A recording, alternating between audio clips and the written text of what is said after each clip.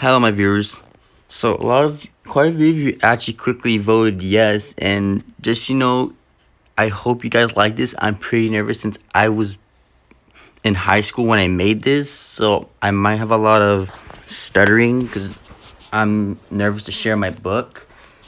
Plus, plot-wise, I don't know if it will be good, but it's basically Devilman the Crybaby, but it's sort of like another story, separate from the original show and everything. But it's just basically my own input of my own character in the show without any connection to the main show characters of Devilman Crybaby. In short, it's like its own little mini series.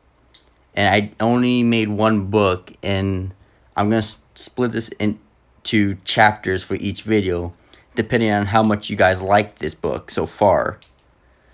So, here goes nothing.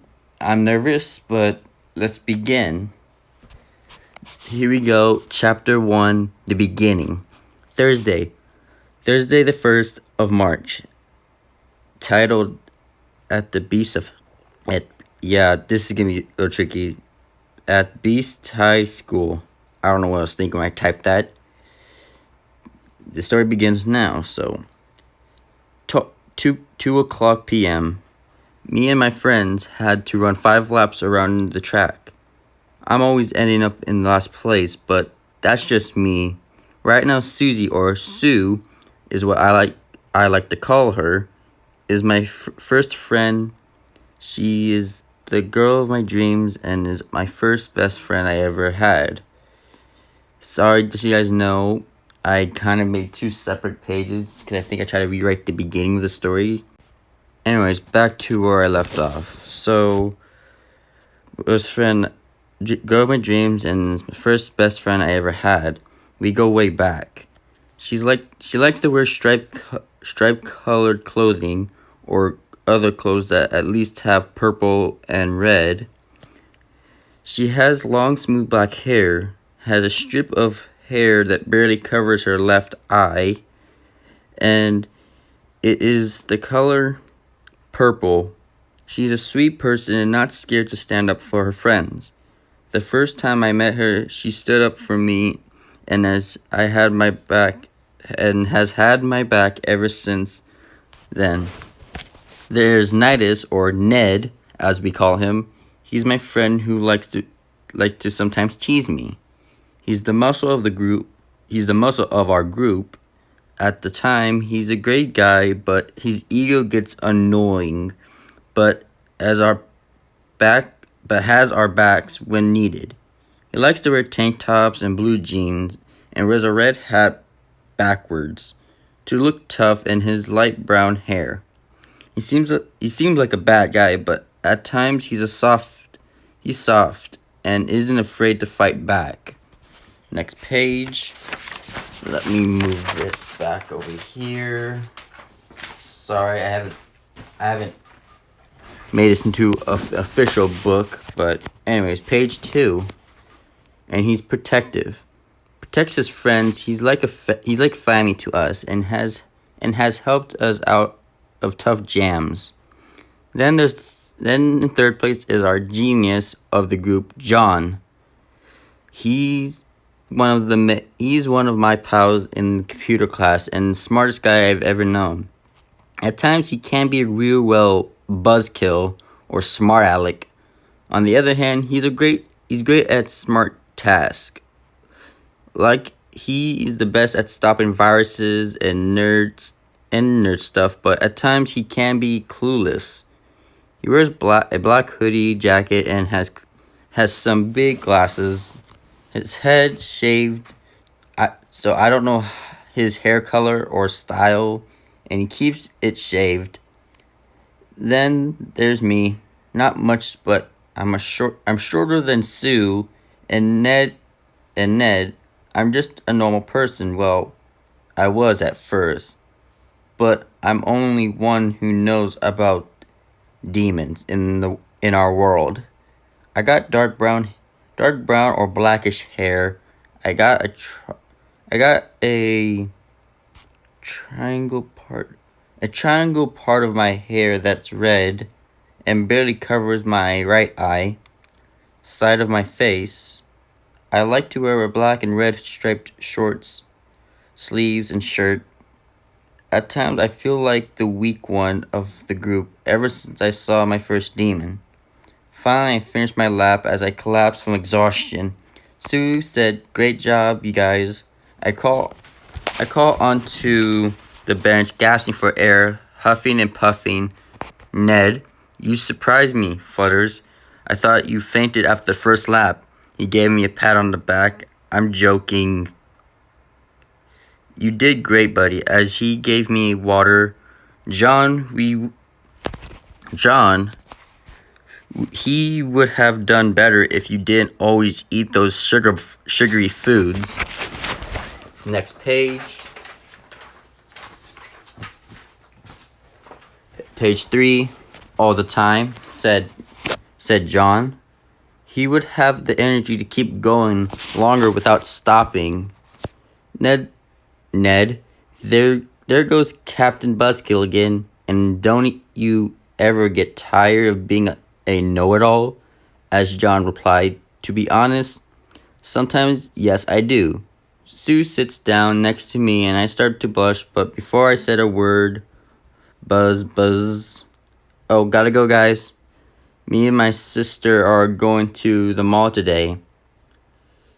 She got up and waved to us goodbye as she ran off.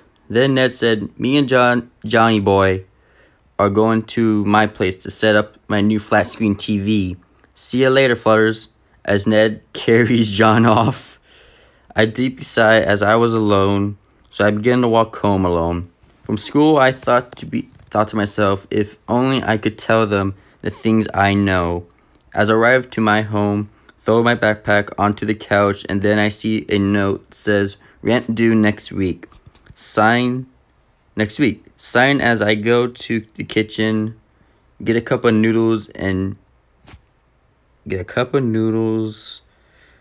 to eat. I sit down on the edge of my bed and start to eat alone in my room.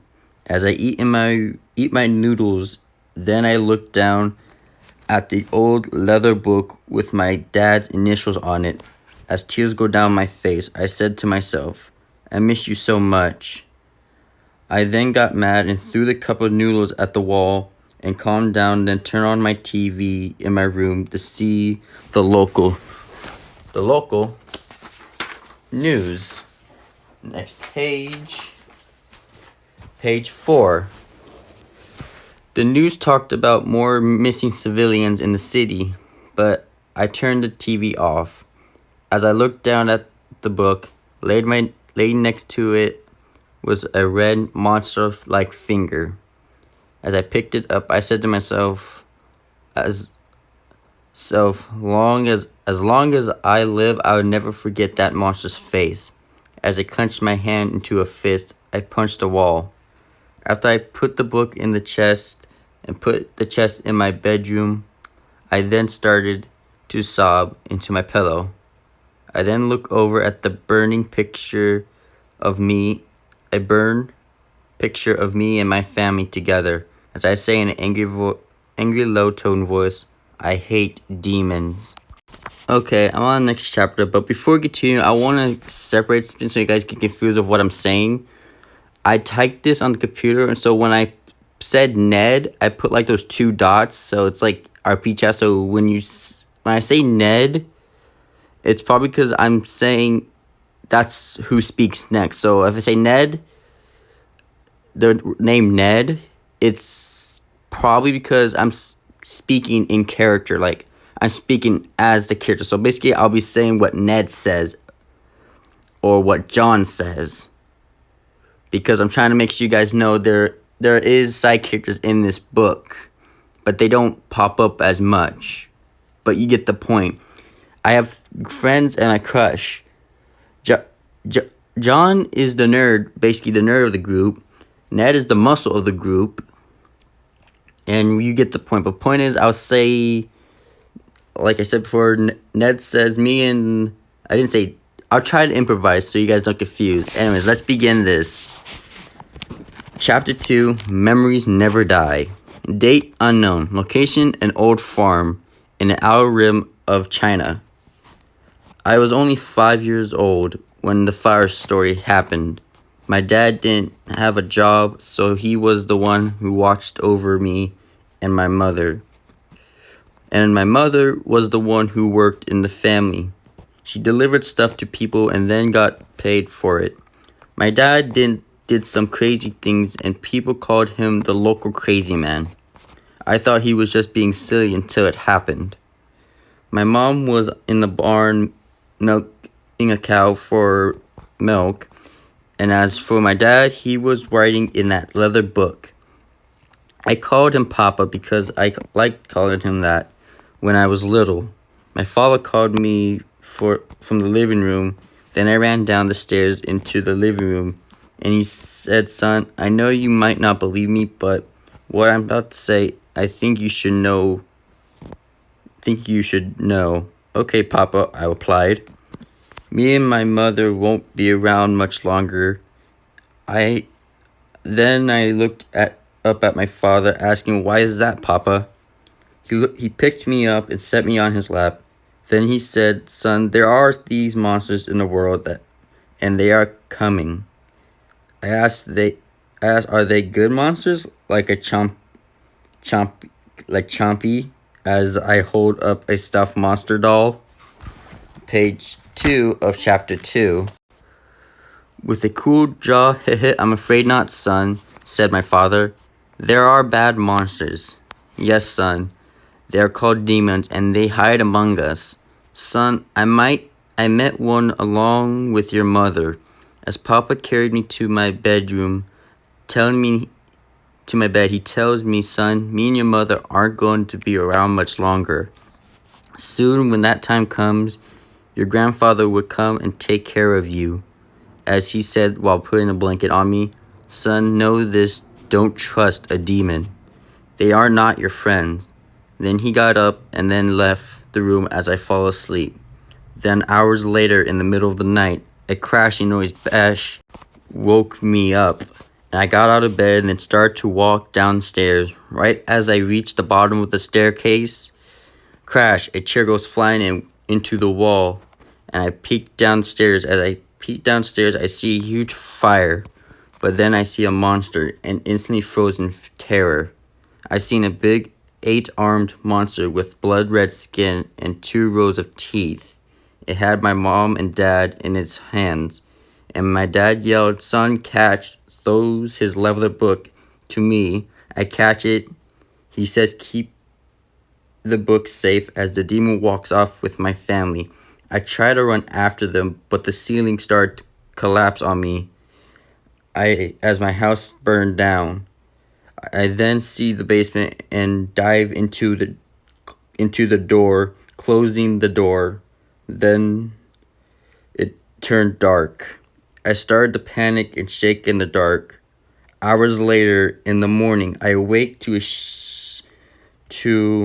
the sound of a deep man's voice yelling, 'Over here!' as a crack of light appears. Next page, page 2 of chapter 3. Page 3 of chapter 2. From the door, I hear a person say, 'Over here.' There's a child, a fireman carrying me out. Then my eyes adjust to the daylight. I then started to sob. My home was burned down. All was left was ashes. As the man put me down and he asked what happened here, or if I was okay. But I walked around and finds Chompy and a picture of my family. I then see a red finger from the monster's hand. I lean down to grab it. I then ball a fist in anger as I fell to my knees and started to cry. Then the fireman grabbed my hand and takes me to an ambulance. I looked down, seeing the leather book in my ash-covered hands, and I swore on that day I would never forget this. That day I was in the hospital getting checked for any injuries when a tall, middle-aged man came in the room and said, 'Can I have a moment?' He had some gray hairs and some wrinkles with a big smile. He told me that he said my dad told him that if anything bad happened to them, he'd be my parental guardian and he also told me that when I get older, we have an important talk. As I hold the leather book in the red demon's finger, I hold Papa's hand with Grandpa's hand with my other hand as we walked out into the world. 12 years passed or so. I grew up and felt alone until I left Grandpa's home. Before I left, Papa, he told me to watch my back. People and monsters will come after that book. I got and would do anything to get it. On my way to my new home.